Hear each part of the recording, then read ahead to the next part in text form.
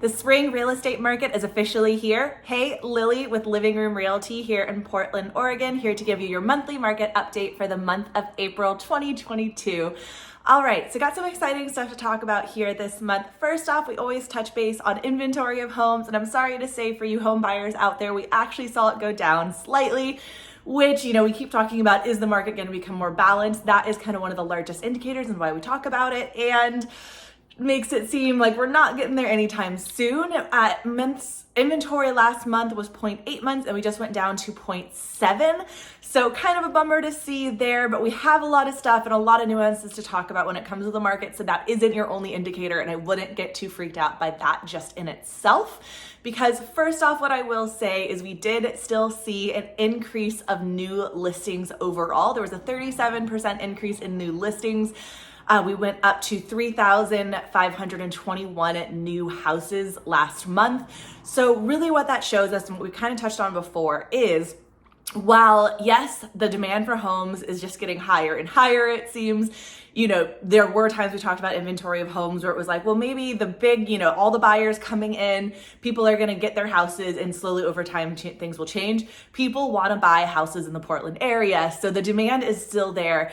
But that isn't to say that there aren't more homes available. And really it comes down, if you want to be the person buying that house, you need to have the right expectations, the right knowledge of the market, and being able to buy houses that are actually doable for you. It sounds hard, it sounds crazy, but that's why us realtors are here, and we can actually make it simple.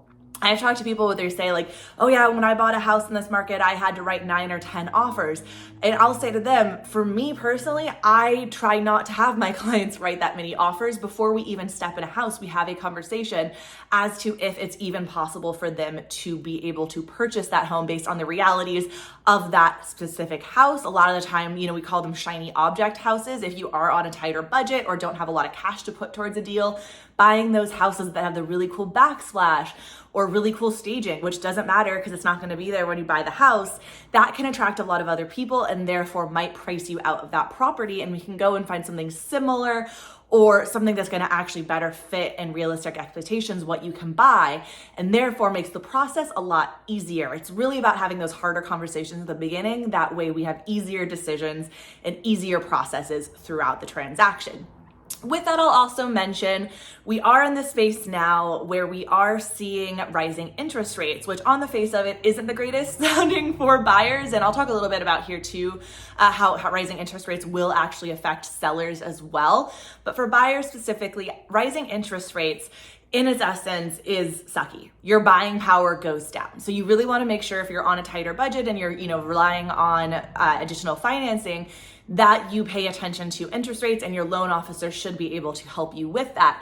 But where we could see it affect the market as a whole, and this is where home sellers, you want to pay attention to this part too, is we will see with rising interest rates, hesitancy from buyers to offer up, and in reality, the lack of ability to offer up like they may have in the past because they simply have less buying power. So where we won't see prices necessarily go down, we might not see them jump to the rate that we have in the past, which will be really nice for home buyers in being able to say like, okay, I know this house is going to have a higher going to sell for more than what they listed it for, but maybe rather than it being 100K over asking, it might be, a few 20, 50K over asking, which I know sounds like a lot, but if you've been in this market, it isn't and is doable if you shop below your budget.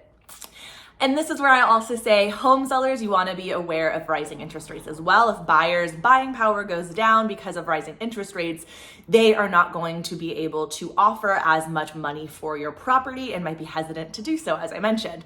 So you want to keep that in mind when it comes to selling your house. Honestly, with inventory of homes being so low, you're going to have high demand for your property most likely.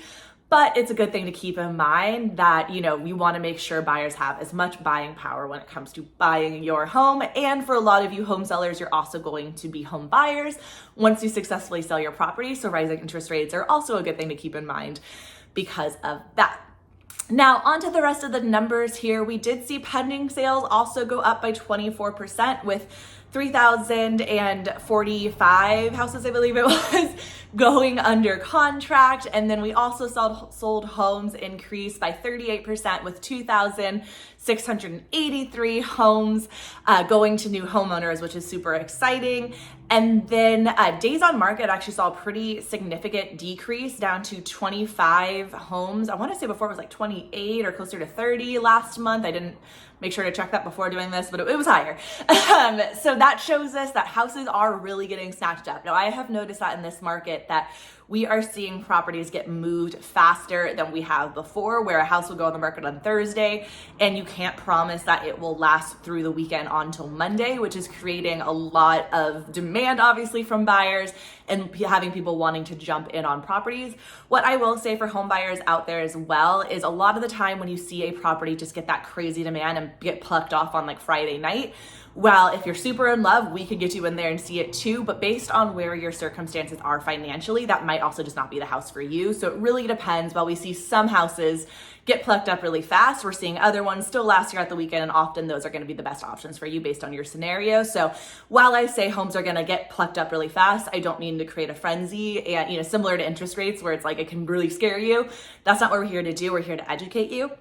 And where we see homes move off the market super fast, we're also seeing other ones, as I said, last longer. So it really just depends. And that's where, we need to have conversations one-on-one to kind of discuss what your particular scenarios are, what's going to work best for you, where we need to run and jump, where we need to kind of wait off and see what's going to happen with that particular property. All to say, basically it's going to be based on your scenario, but that's also good for you home sellers to know as well, is that we are seeing properties move pretty fast. So if you're hesitant to have people going in and out of your home, most likely it is for sure going to sell within that weekend or even sooner. So sometimes that can be a good thing to hear as your seller. On to average sale price. You home sellers will be excited to hear this. Home buyers, not so much. We did finally see average home price go up over $600,000. So now we are at average home price of $610,000. So $610,000 is our average home price now, which can feel pretty tough for people, if you're lower than that, but it's just where we're at in the market. We just saw that big shift. And as I said, we should see things stabilize a little bit more. So where we saw that massive jump over the last 2 years, we should see it stabilize a little bit better, where we're still going to see a gradual increase, but it won't be just a giant bump every month to month. So we'll keep an eye on that, and I'll keep you up to date on what happens with home prices, because everybody's very interested in that one, obviously. And yeah, if you have any questions for me, I'm going to wrap things up here for this. I'm happy to chat with you. Feel free to watch our other videos. I'm going to be putting out some other content here in the next few weeks of really good resources for you on home buying and home selling. And again, I'm here for any questions you may have. All right, thanks.